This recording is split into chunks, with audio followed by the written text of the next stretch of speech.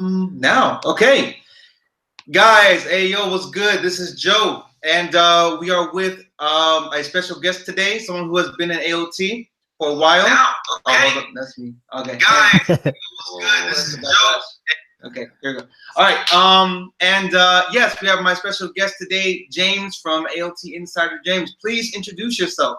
What's up, guys? I've been in Japan for a while now. I've been doing ALTinsider thing for a while now. I'm here to talk with Joe about being in Japan for a while now.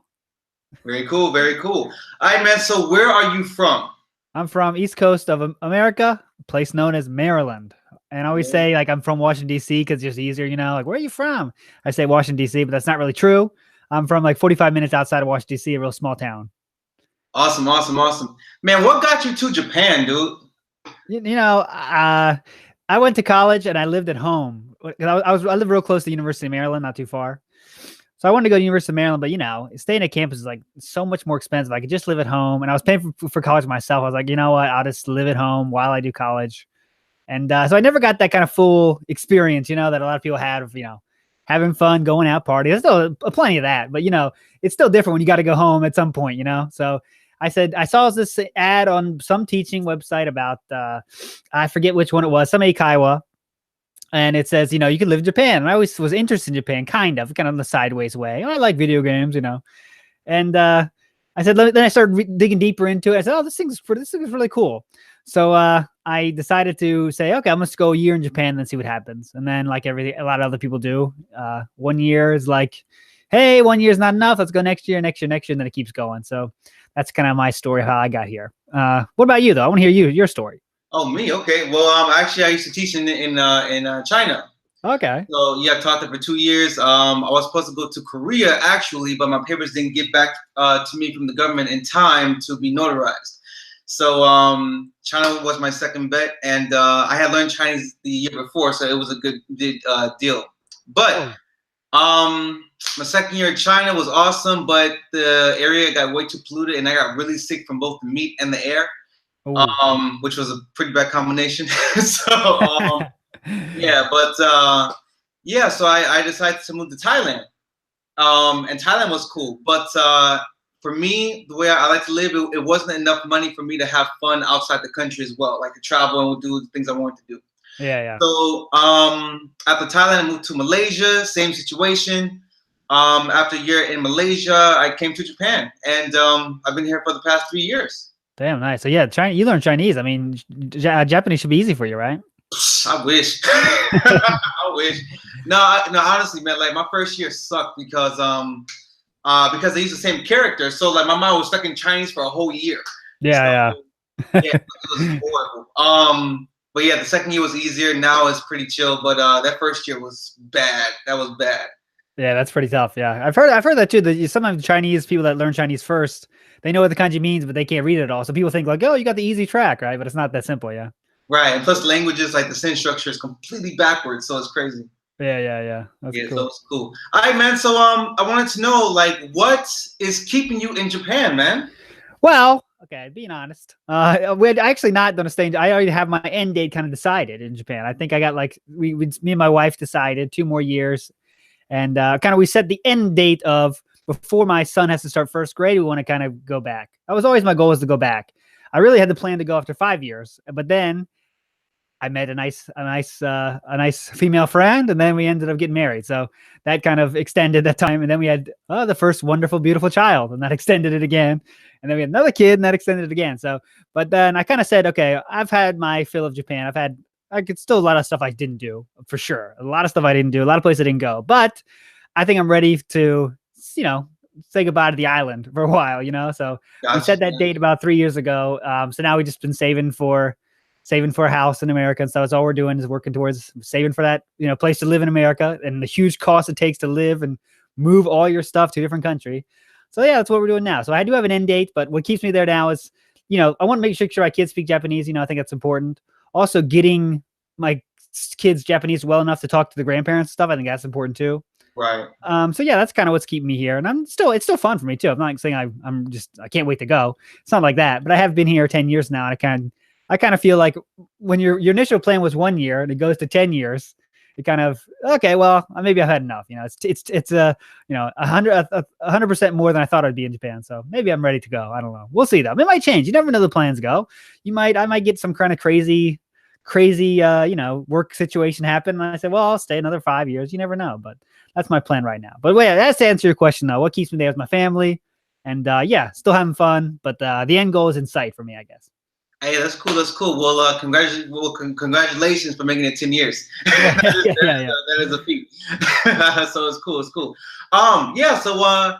So many people here who are in the chat right now. Some of them want to be in Japan for teaching later on. I know one of my guys. I'm not sure if he's in the chat yet, but he really wants to be in Japan next year, and I'm trying to help him get here through my old job. Mm-hmm. So try to help him be an ALT. So speaking of being an ALT, like what was your first year like in Japan as an ALT? Okay, well, first, remember I started as a Kaiwa teacher. You know, that's a different side of things. But for me, I didn't like it. It just was too much about selling, and I didn't like that part as much. I kind of felt like friends with my students, but then they're like, hey, you got to sell books. I was like, come on, they don't need another book. They got 5 books. All right, buy another. You just ask them if they want to buy a book. And it was just too much for me, so I quit that.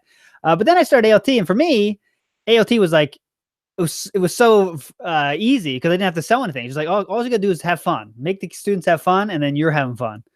So for me, I was like, wow, this is awesome. I thought it was really like I think because I started with Eikaiwa, for me, it was like, wow, this fits my personality perfectly. This is exactly what I want to be doing. Just my job is to teach English, of course, but above that is to have fun, you know, and make sure the students have fun. So for me, it was incredible. I was like, wow, this is how I want to be in Japan. And that kind of is probably what led me to stay in at first 2 or 3 years after I said, because I didn't last at Eikaiwa even a year. I was like, okay, this isn't for me. So if I quit and said, if I can't find a job, then maybe I'll just go home. And it was, you know, I didn't have a safety net at that time, which is stupid, by the way. I quit if I didn't have a job, I had to go home. But I found someone just left some school and they need ALT, and I was lucky enough to jump in there, and it turned out awesome. So I think being ALT is a great job.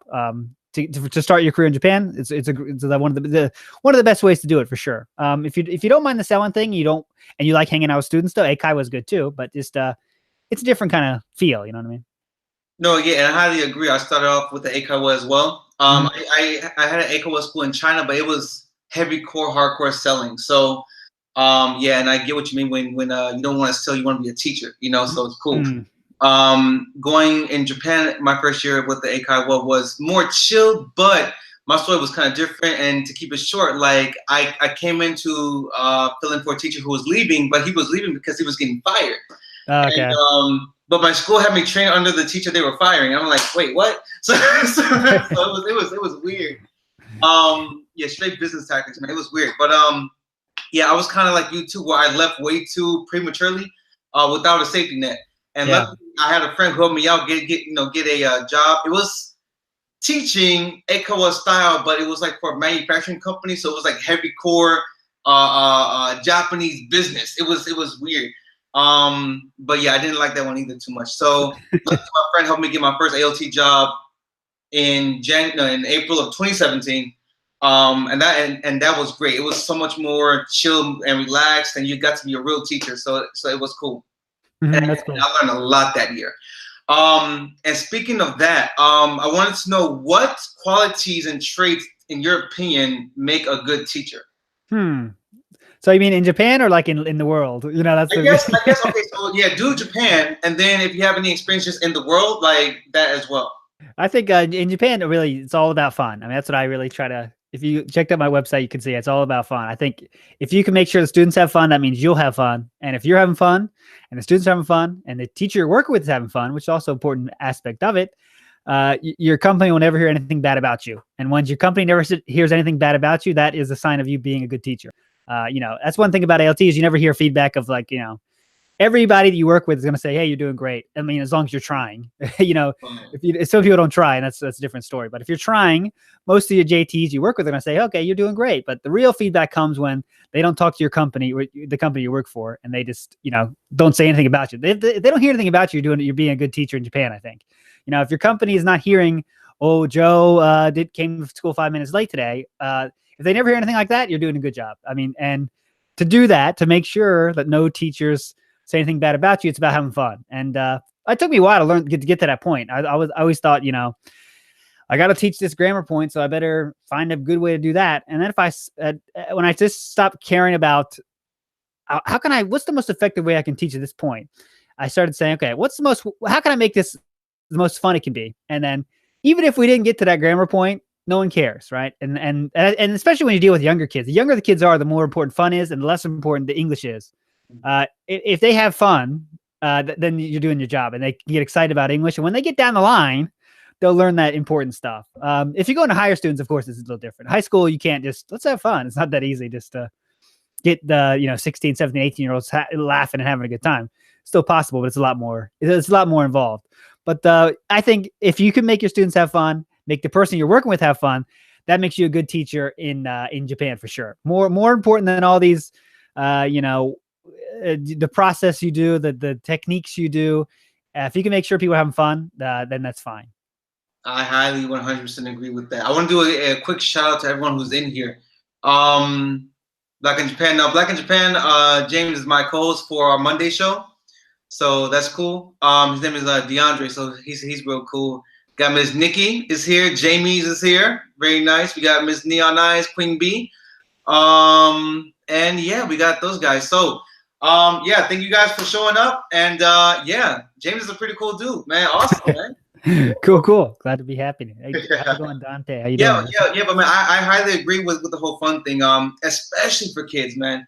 And I say that because I've met a lot of teachers, and I've actually interviewed teachers before, where we would ask them for a demo lesson. And the thing was, for my old job, they were more serious with it. It was an ALT job, but they were like an actual company, So they were like, if there's no like sign that you're trying to be fun or that you're trying to do the job well, like they just kick you out. Like it was just like that, because there's so many people going for that job. It's they can handle losing a couple people at an interview. Mm-hmm. But yes, like fun is very important for kids. When you get to junior high school, though, that's when like the real teaching comes out. And I say that because like junior high school kids, especially I don't know what it is about second grade. Second grade junior high school is like the worst grade to teach. It's cool, but it can also be the worst.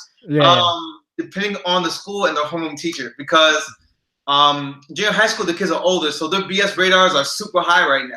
And if they have a teacher who's not fun, who doesn't know what they're doing, they will let you know. They won't say anything because it's Japan, but they'll let you know through their eyes and through their actions, like this. And once I start doing this, it's done. Game over. Yeah. So yeah. That's true though. But every school is different though. That's one thing we could say all this stuff about. Fun's important, but every school has a different situation. That's what it makes it difficult, right? You never know which school you're going to get to until you get there.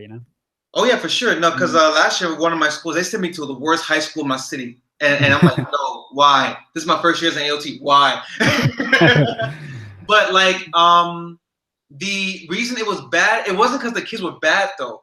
It was because they weren't Japanese, so they didn't act Japanese. They weren't like quiet and very well behaved. They were kind of active and loud, basically like American kids, So, but like for the past teachers, they always labeled it as the worst school because they weren't easy to teach. But my thing is, you have to master the vibe of those kids as well before they allow you into their psyche. So it's like, yeah. So like what I would do, I would just treat the kids like they were from Chicago. Yeah. And just be chill, because like the boys were wild, but they were wild but cool, and they needed a teacher who could handle them that way. Yeah.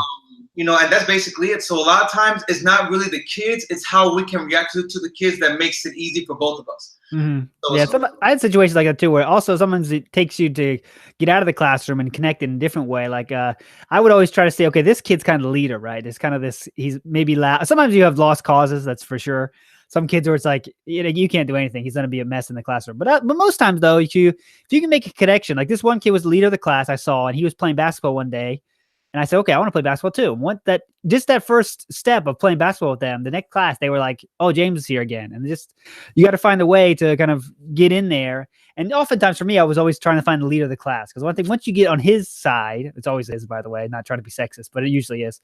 Once you get on that person's side, then you kind of got that in. And then it can hopefully kind of swing your way. Of course, there's always going to be some nightmare classes that there's kind of no hope for, and you got to lean on hopefully the JT helping you, which not is always the case. But most times, though, if you really want to get into a class, you can. Just it's kind of like a puzzle. You never know how to solve it until you kind of start trying to solve it. You know what I mean? Cool. Yeah, because I was talking before, maybe a few weeks ago. I was talking to the guy I'm helping bring over and let him know that like for an ALT job, there's different versions of being an ALT. Some places you're the assistant. You're full assistant. You don't do anything. You're just the assistant. You just sit there and read, and you're just there. For other places like my schools, you're the head teacher. So you're an ALT, but they treat you as the head teacher. Where basically you're planning the lessons, you're teaching the lessons, and the Japanese teacher is there strictly to help you out. Because I would get messages like the night before a class saying, "Okay, Joe, we need to do this. Do you have a lesson?" I said, yeah, I guess. But one thing that I'm teaching him is how to make a lesson plan in like less than 5 minutes. Yeah. And strictly because you have no idea what can change. Because I had a day where I'm supposed to teach first grade. I had everything prepared for first grade. All of a sudden, first grade gets canceled. I'm like, cool, no class. It comes up, oh, Joe, can you teach? Like, God, man. And the thing is, you have to be very quick on your feet, because even in the classroom, if something happens where the students aren't getting it as fast as you thought that they would, you might have to change up the whole lesson plan. Everything that you prepared might go out the window. The more on your feet with that. Yeah, you can see the more you teach, the less lesson plans you even have, I think, because you kind of get an idea in your head, and then okay, well, this happens, I'll go this way. If you go this way, I'll go this way. You go back and forth. And I'm sure, I don't know how long you've been teaching, but I'm sure in your head, like you might write a few things down, but it rarely sticks to exactly this. Oh, for sure. And when you get teaching for long enough, like you already have your set, 10 or 15 games that's always ready to go. Yeah. So, but I would say for people who want to teach in Japan, you got to be here for a while for that even to happen. And luckily, if you have top of 4, that's a cushion that you have, but still you have to be able to teach for Japanese kids in the Japanese way.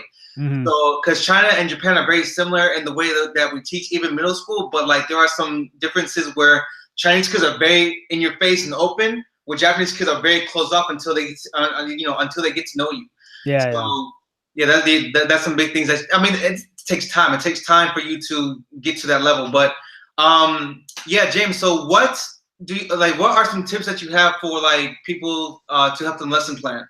What I always say is try when you first start out, the more you write, the better. So even though you don't want to take too much time lesson planning, the more time you put in the beginning will make it easier, especially when the emergency happens and you got to change it up. The tough point is you don't know. There's a lot of let's say you got to teach a lesson about ing verbs or something. A lot of stuff online is not really good, right? A lot of stuff you can't even use it. But I do recommend, of course, searching and finding stuff, because you can the only way to try to see if something works is to try it yourself, right? So you go online, find 3 or 4 or 5 ideas. There's enough stuff online. You can find that much. And then if you have 3 classes doing the same thing, try one the first class, try one the second class, try one the second class, and see if that works, right? It's kind of tough to say how to write a whole lesson plan. I think what I like to do is you'll find what works for you, because what works for me is different than what works for you. So I think everyone, though, should have a little warm-up thing. I think even if you have 15 minutes, you play a 1 minute, 2 minute game, that kind of gets the, hey, James, time is starting. After that, though, I don't think any class for me looked the same. But when you're first starting out, you want it to be the same. You want to stick to this, and then you can kind of see what works and what doesn't work, because you control the variables, right? So, I did this kind of crossword puzzle game, but that didn't work. But the next class, I tried this whatever ball passing game, and that was great. So then next class, you could do the ball passing game and see if you can change it up again. So you never stop making your lessons better if you keep trying to change things until you get it pretty good. And then you can, I'll do this again next year. And once you get to that point, teaching is easy. But it takes a while to get to that point, of course. It's for someone new, you know what I mean? But how much, for me, my goal was, if I spent 15 minutes, I know that's too much. When I got to that point, that took a few years. Right. When you get to the point where it should take you less than 5 minutes to be playing a real lesson, once you get to that point. But it takes a while to get up there. When you first start out, you're going to take 15, 20, 30 minutes maybe. But it's all worth it, because then get the gears going, and you'll getting better at it as you go. You know what I mean? So I don't know. But what about you? How long does it take you to plan a lesson? Now, like I said, instantly almost. Like, you know, yeah. You know. it's cool. But no, but like my first year in China, like my very first year was horrible. I had like like a lesson plan for 1 hour was 3 pages long. Yeah, that's like it was 3 pages long. I was like, because my company was really good in China because they really went over how to lesson plan, how to run a class. It was cool. I gave it to my boss, right? He said, "What the hell is this?" So it was like, but no. But then he taught me a formula for lesson plan that I still use to this day. And basically, it's simple. It's just you have your warm up, and then you have a game for the warm up. You have a review for the game. Then you have a skip for the for the upcoming lesson. For a listening practice. Then you have practice the new vocabulary words or the sentence structure. Have a game for that. Then you get into a bigger activity, and usually maybe one more game or activity after that, and the class is over. It's really simple, super simple. So, but yeah, before that, my lesson planning skills, my teaching skills were horrible. Like everyone hated me. Like everyone hated to work with me. It was bad, dude. It was bad. Again, that's my style, and I show that to people that I meet for the first time. But I also let them know this is my style. If it works for you, take it. But at the end of the day, you have to find your own style. You have to find your own flow. Because what might work for me might work for you, but in a different variation. So it's cool. And then even the games that you learn, you're going to put your own variations on them because there might be one game that can be played 10 different ways. Yeah. Well, some people though that you have when I went to observe classes and stuff, some people, if this is the game how it's written, they'll do it like that. So I don't really recommend to try to do new things in the classroom because some people really don't. I mean, that's one thing I saw a lot of new teachers would be like, okay, this game says now I have to get groups of 5, but I have I have 13 kids here. Now what do I do? I'm effed. So it's like you got to be able to be adaptable. That's I think that's like the single word that the most important word to be an LT is being adaptable.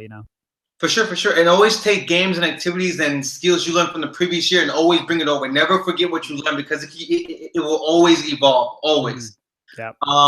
Dante S., do schools instill national pride in the students? What do you think, man? Yeah, I mean, as much as I don't know where you are from, my friend, that's this question, but as much as they do in America, they got their flag hanging there, and they do the national anthem for sporting events. I don't know what else they could do. Really, it's not like I don't know. I think they do an adequate job. They don't make you pray at the altar of the Japan flag or anything, but I mean, they do it adequate. I think. What do you think? Yeah, it's pretty relaxed. It's not too hectic. Compared to China, where there's a whole 30 minutes each morning where they're in front of the flag, doing the whole thing. So, compared to China, Japan's pretty chill. Yeah, I think they do it fine. Yeah. They do it adequately. It's not like a thing you have to do or pushing you. Yeah, as Kevin said in the chat, some places do make you do the Pledge of Allegiance. Right. So it just depends on the school, but all the schools I had, they never did that. But for sporting events, they did and stuff like that. It was chill. And hey to Kevin, thank you for joining. And Aaron was good. Yeah. So man, do you have any questions for me about teaching experience or anything? Well, I guess because I don't know your situation now. So how long do you plan on being a teacher? Because I like to say, being an LT is a great job, but it isn't a great job forever. Because as you probably know, the conditions aren't getting any better, and the future prospects of being LT in Japan are not getting any better. So what's your kind of future goals? That's what I want to know. Gotcha. So right now I plan on being with this job at least for another year at least, because I'm working for like an actual city job. So which is cool. So this another year, and then if everything goes well, start. I have my side school here, so private school here, but start my own little private business. I can't say too much right now because it's still in the works. But start my own private business, which is hopefully going to launch summer 2020. Yeah. So it's cool. And then what's it called? Hopefully by then, I still want to be a teacher because I want that to be part of my side thing because that makes a lot of good, financial gain. If it's your side job, for ALT job, it's great, especially for your first few years here. but like James said, like there is a cap. There is a cap, and then like each job has its own thing. And in Japan, they have this law where if you're part of a company for like 5 years, they have to put you, I think, on permanency. Yeah. And a lot of Japanese companies, they'll keep you for 4 years, and on your 5th year, just let you go. Mm-hmm.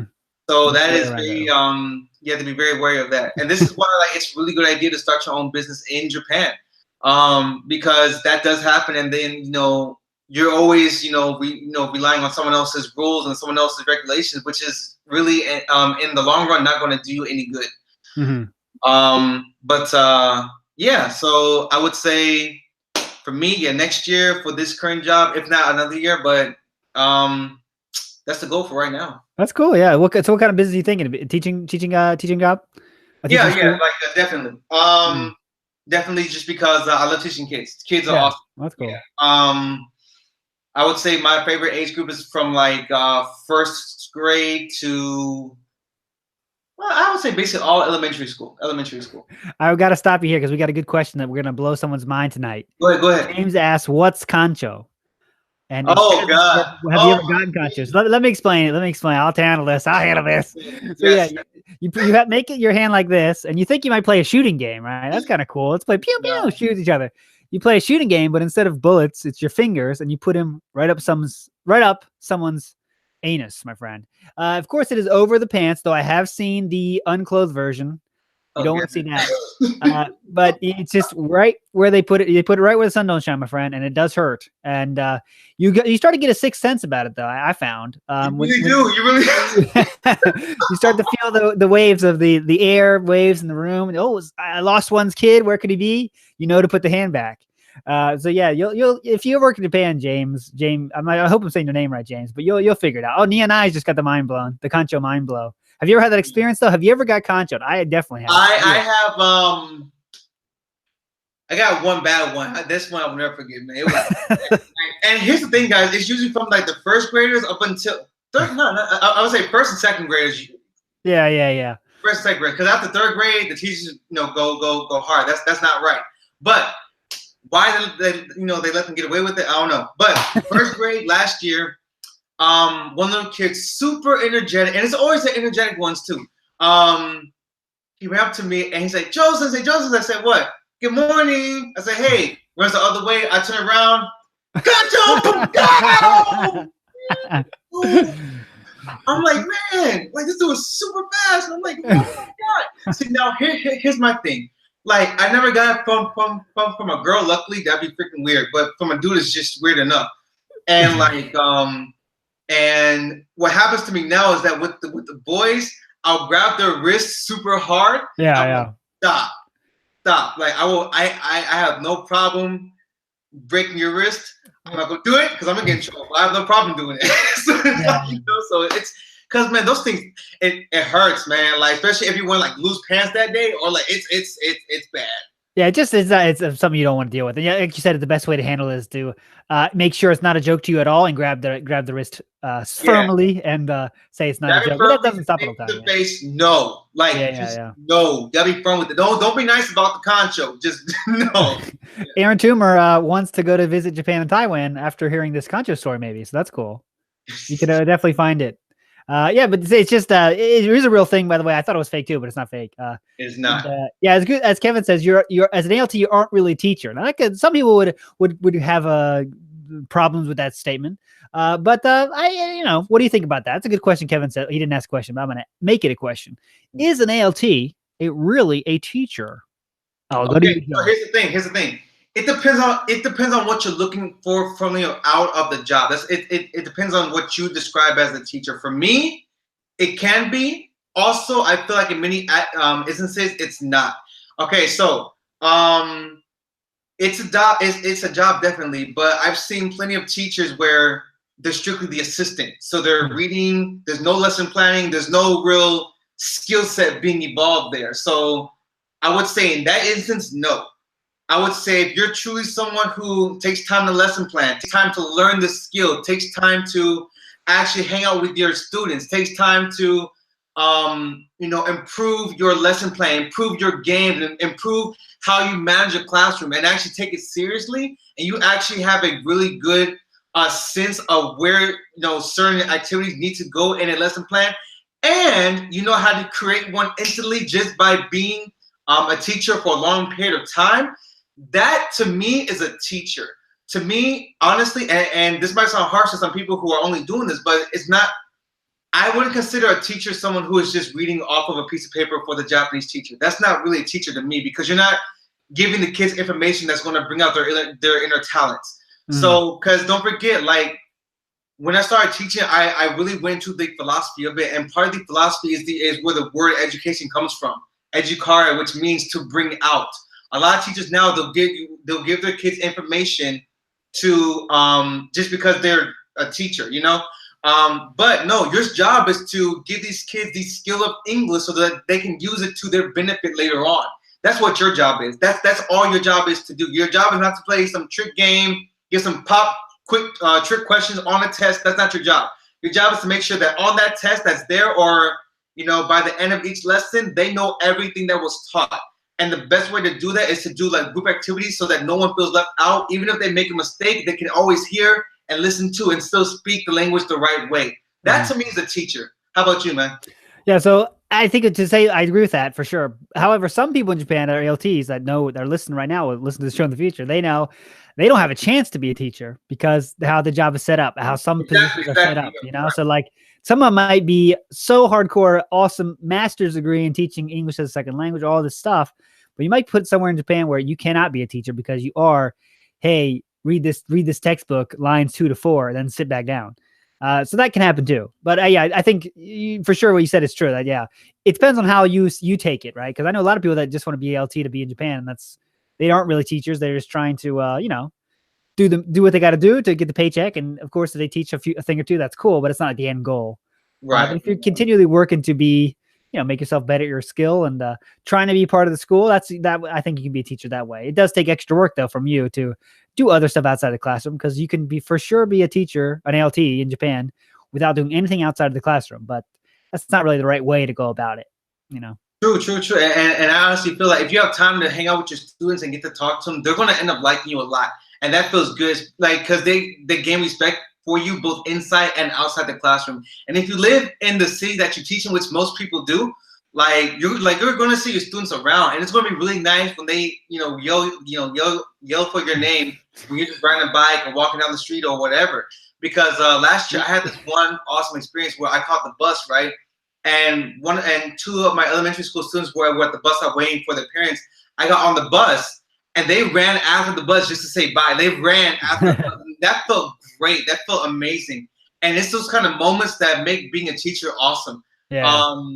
So it's really cool. But like I said, like to get those kind of moments, you actually have to put the time and effort into those students' lives to get that reaction. So yeah. I've also had the negative version of that is like Saturday night, maybe 1 a.m., 2 a.m. You start stumbling home. You see two students like, "Oh, we'll walk you home." You're like, "Oh my god!" So like, they're trying to talk to you. You're like, "I have no idea what they're saying." Just keep going. Right, which is also a good reason to not teach in the same city as your students. Yeah, for sure. Yeah, or God forbid you're with a girl. That's the end of it. That's the whole year will be the story. Yep. I highly agree. Oh my goodness. All right, so tell me, what has been one of your best experiences and also one of your worst experiences as an ALT? A lot of stumbling home there. Well, it depends on. We've got a question here from Dante. Is there a lot of stumbling home out there? Well, I mean, depends on if you drink and drive or not, right? If you don't drink and drive, yeah, you can take a bus though. But if you live in a small town, I mean, you pretty much got to walk home a lot. So you're gonna go out, you're gonna be walking home usually, or take your bike, which is you shouldn't be doing when you're drunk. But I mean, I've done it. I know a lot of people have done it too. Yeah, but I have gotten pulled over for that, by the way, too. When I was on my bike, I got pulled over, and it was like, and it's like, where are you going? It's like, my house is right over there. They said, okay. But anyways, best experience I think was probably like when I first started being ALT, my 5th grade class, when I saw them graduate junior high school, right? I was talking 5th grade elementary school. So we were together for 5 years, and seeing them graduate middle school, and we were like crying. They were crying and stuff, and I was crying too. And like they made this nice little picture and stuff. And that was probably my best. Like, wow, we did a lot together in 5 years. That was really cool. That's part of the reason I kind of stopped wanting to be an ALT, I think, is because I never reached those heights again of like closeness with teachers and students. I think that was really cool. And it was a small school, so that all the students go together, right? So it's like the whole way, it's the whole exact class. Imagine that, there's one class for the whole school in each grade level. You know what I mean? So Right. it's the same 35 people, 5th grade to junior high school, 3rd grade. So I mean, that's 5 years. And every class we did together, all this stuff. It was really fun. That was probably my highest moment, was that they're seeing their graduation. That was pretty cool. And now I got to go to their weddings. Actually, I went to a wedding. Let's see, two years ago now. One of them got married. So I mean, that was, again, keeps it going. If you put in the extra work, you can have relationships like that. We're never going to stop talking, probably.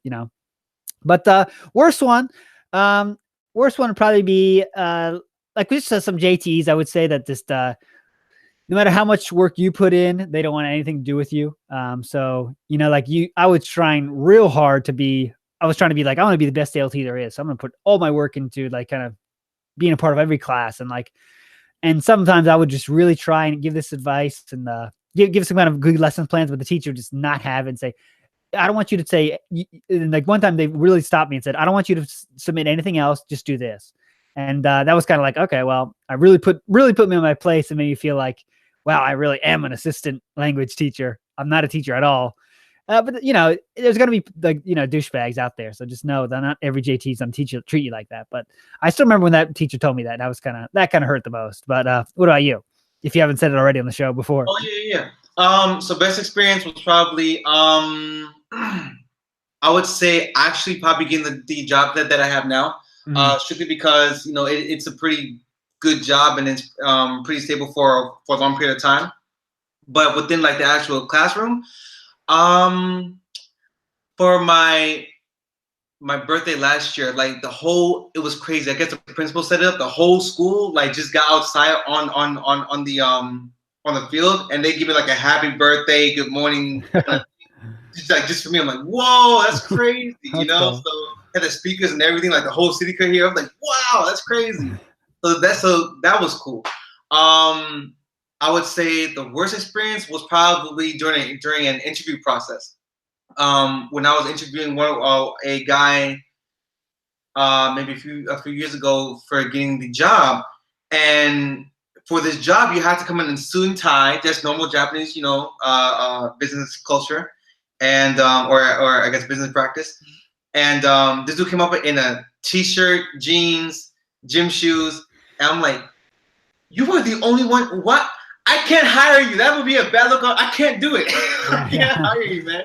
And then like he would try to say, man, we both American, man. We both American. I'm like, out. Wow.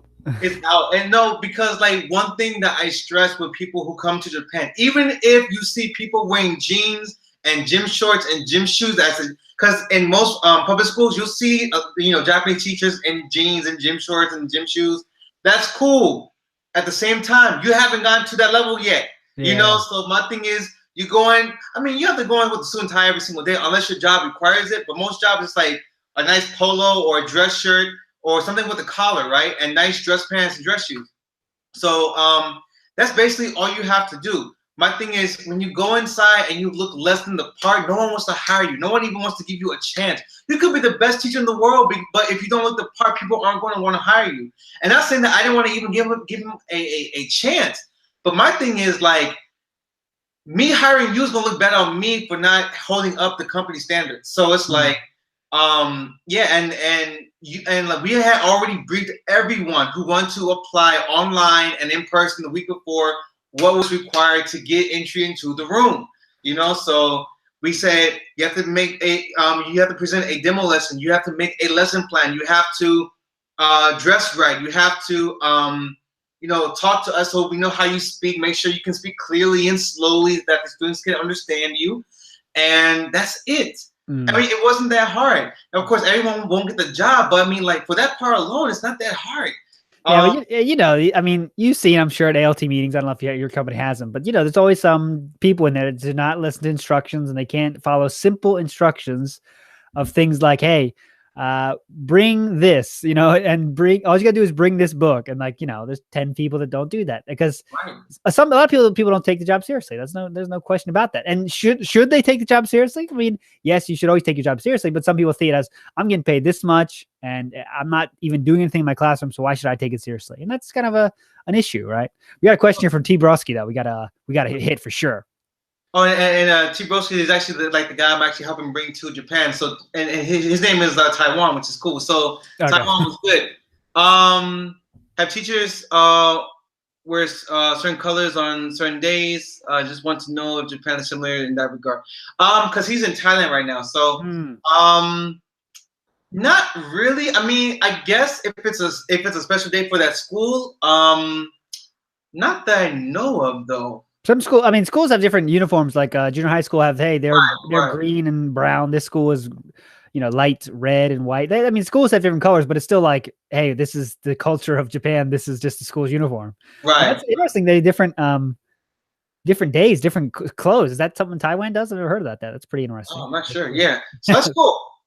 But the good question, man. Thanks, dude. And what was it? What did I want to say? Question. Okay, T-Bro. Okay, so the one before. Do schools in Japan have their own mini cultures? In Thailand, many different schools have students wear a particular uniform. Oh yeah, so I guess you would. I hit on that. Yeah. Okay. Yeah. Okay. Cool. Yeah. So let's see. Yeah, each school has their own mini culture. Yeah, for sure. Schools do certain things, certain activities throughout the year based on their school. It could be based on the school's history. Based on principal, based on the city, so so there's tons of different things that go on for different schools, because like my city, like we go into school maybe about a week earlier than most of Japan does. However, throughout the year we get a lot of 3-day breaks because we go in early, so yeah, man. So yeah, it's just very different. Every school is a little bit different. I wouldn't say like mini culture, but just like the schools have different schedules. I mean, that's just like, well, I was gonna say any country, but I guess that's not true. But yes, a lot of schools have different schedules, things like that. Little differences. That's good though. Oh yeah. And again, great question, man. Guys, I think James, we're gonna be on here for maybe about another 10 minutes. Yeah, that's cool. Cool. And then so guys, if you have any questions, please let them be known now. And James, man, is there anything else you wanted to know about me or from me? Yeah, I mean, I guess how long you been doing this show? How long? I don't even know. How long has you been doing this? Well, actually, this show was actually this whole live stream thing was actually started by my co-host DeAndre, which is the Black in Japan guy. And basically, what happened was we met in a Facebook group, and that's how we got connected. So he posted a video one time about living in Japan and how to have the correct mindset to live here, to be happy here. Because Japan can be kind of daunting and can get hard sometimes. So, and I like this vibe in that video, so I contacted him. And then we were saying like the stuff that we had in that phone conversation. We were thinking people might want to be hearing it. So we started our own like podcast thing. That started off, kind of well through the app of Zoom, the Zoom app, and then we said, no, let's hit the live stream. So he got me introduced to live streams. And so it's cool. And we've been doing the whole process for, I would say, about maybe 4 months now-ish. That's good. Maybe 5 months. Cool. Yeah. So it's cool. Yeah, I can't imagine the YouTube thing. I don't know how to even break into that thing right now. I don't know how I would go about doing that. It's so tough, right? It's not like it's a wrong grind. My podcast has been going on for 3 years or something. And it was the first year I was like, if my podcast had 15 listens, I was like, wow, that's good. Okay. It takes a long time, Really. But I mean, like, yeah, we're growing, and I'm sure that like it takes a long time to grow. But man, like once you start going, I mean, it just gives you more motivation to keep going at it. Yeah, for sure. Once people start getting feedback, it's good. And you got a lot of people watching you now, so that's pretty cool. A lot of people commenting. That's all you really want is people interacting with what you're doing, right? If it's 3 people, they still have questions like you guys. That's cool, Oh yeah, for sure. Guys, yeah, so we only got maybe about another like 10 minutes. So please, I guess 9 now. So please put your comments in, any questions in. But yeah, let's see. Is there any other stuff I want to know about you? I guess I want to ask you about the differences of China and Japan. Because I mean, ooh, that's a good question. So you kind of after China, you're just like, well, let me try Japan, or was there any kind of real deeper meaning there? You just want to try it, or want to stay in Asia? Oh yeah, so definitely want to stay in Asia. Japan was actually my very first choice back in college, right? My very Okay. first choice. But I can never find a gateway in because it's really hard to get a job here if you're outside the country. Mm. Yeah, so my next spot was Korea because I got into K-pop, and you know the music was kind of cool at the time. That was back in like 2010, and you know that's when like the K-pop groups were actually like hardcore and raw and gritty and stuff. That was cool. Now it's all kind of poppy and girly and you know this now yeah, but yeah, so I got into the Korean culture and I got all my materials ready to go. But it was funny because the year before I learned Japanese, and my Japanese teacher happened to be from Beijing. So she said, "Joe, you should learn Chinese." I said, "Why?" Because I'm from China. I said, "Okay." So I learned Chinese the next year, but I didn't know how to get into China. However, out of nowhere, I had a roommate from Shanghai. Out of nowhere, I'm like, okay, this is a sign. So okay, so he helped me learn Chinese, like more, and he got me introduced to his Chinese friends because Chinese people go in packs. Like when they go somewhere, they go in packs. So he had like 30 Chinese friends that he came with, and you know, we all got together, we all played basketball and stuff, and then but I always had a plan to go to Korea. So when that didn't fall through, my Chinese friends just said, just go to China. I said, cool. My Chinese friends gave me $200 of Chinese money, you know, just to get myself started. I'm like, wow, you did not have to do that, you know? Wow. So it was cool. And then, you know, applied for a job, got the job, moved to China my first year, and that was cool. And what was it? First year was cool. I was up near Russia, like way up north, super cold, like snowing in like November. It was cold. Yeah, that, and then very clean city up north. Then I moved to another city that was further inland, and it was an awesome city, awesome people, but the pollution was super crazy. The meat industry there was not good, which I found out the hard way. So you know, so that was weird. But people were great. I had a great time besides those two incidences. But again, though, you know, my thing was, you know, infrastructure wasn't as top notch as I would like it to be. And there was some problems I just had with China that I just couldn't, you know, mentally handle. So I moved to Thailand, didn't work. Malaysia didn't work. So I was like, you know what? Let me just try one more time in Asia. One more time. Let's go to Japan. You know, so I looked online for like 2 months trying to find a job. Luckily found an Eikaiwa in the state now, Okazaki. And I've been here, you know, ever since. So it's cool. I met some cool friends here. I've been here. Yeah. Question from Dante waiting for us. Do you guys play video games out there? I say this. Yeah, I would say I watch way more people play video games than I play video games now, especially because I have 2 kids. But you know, put on the second monitor while you're working here or half working here. But I still try to fit in, you know, a few games of Rocket League, a few Fortnite drops here and there as much as I can. But when I was single though, yeah, I played a lot. But now since, you know, wife and kids, it kind of your time for gaming goes down. But what about you, Joe? Oh yeah, so I mean, I get couple games here and there, but honestly, dude, I'm running blogs, doing YouTube, traveling around. I don't really have time for like video games, man. Like honestly, to me, I feel like this isn't a diss to anyone who plays video games, but to me, like video games are a waste of my time strictly because it's not, you know, my interest, you know. So yeah. So like I'd rather be just do something more productive where I can meet more people, network more, get on more live streams, and go to new places. So it's cool. That's cool. But yeah, that's just me. But I do play sometimes, but I do watch a lot more gaming channels than I do play. Yeah. Way more. So it's cool. Let's see. T Broski, Taiwan, dumb question, but learning how to coexist and have a good reputation with your company and coworkers is extremely important. It's extreme. I mean, wherever you go is extremely important. With friends, coworkers, everything. I mean, you like, and one thing I've talked about like before, you want to be likable. People want to work with those they like and trust. Okay, so like, and I'm sure everyone has seen someone who does some really dumb stuff all the time, but because they're so likable, they get away with it, you know. So not saying that you should be likable for that reason, but although, you know, if you okay, so but yeah, like be likable, you know, be someone that people can depend on, someone that people can trust, someone that people can actually sometimes even go to for advice, you know. So But That's what to add to that. I just want to say, like, T. Borowski above said, "How do you go about not pissing off your company, coworkers, Japanese teachers, etc.?"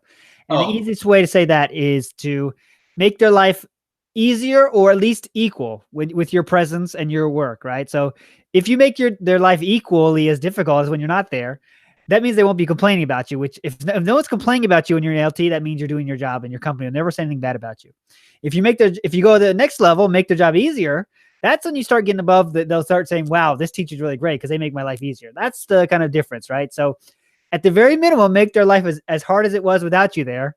And then if you want to go above that, make their life easier, right? That's the kind of two that you have to at least keep once you go make their life harder, that's when they start complaining, and they should complain. Right. They should, right? So just think about that. Make someone's life easier. Make the people you work with easier, then you're golden. For sure. I mean, like, for example, I had this one class where the schedule got mixed up, so I went to the first grade class, but I had to teach the second grade class because no one told me. So the second grade teacher's kind of, worried about how the lesson's going to go because it's my first time there. All of a sudden, I give this good lesson, and like she forgot that she was even nervous. Yeah. So it's like that's how good you want to be, and that takes time. Like when you get to like to the point, and I would say about 3 to 5 years is basically the good time where you know that you're a teacher. That's the time where you can almost go into any classroom for any English lesson and just start teaching. No lesson plan, just ask them what the lesson is about and just go. Yeah. No writing, no materials, just go. You can see that's when the real teacher, when someone's been doing it a while, you tell them teach about this and they can just do it with no thinking involved and kind of, I like when I'm doing my warm up game, I would start thinking about, okay, what am I going to do next? It's like you start seeing the machinations in their head. It's kind of cool to see a real teacher have to work on the fly. It's kind of cool to see someone do that for real. It takes time for sure though to get to that point. For sure. All right, James, man, look, I know you got to go. You have another plan soon. I'm interviewing somein myself in about 15 minutes. So yeah, it's all good. But man, thank you so much for joining, guys. Thank you so much for tuning in. And ALTinsider, Mr. James, thank you so much, man. Yep. Thanks for inviting me. And yeah, keep it going, my friend. Keep it rocking. Great. And great talking to you. All right.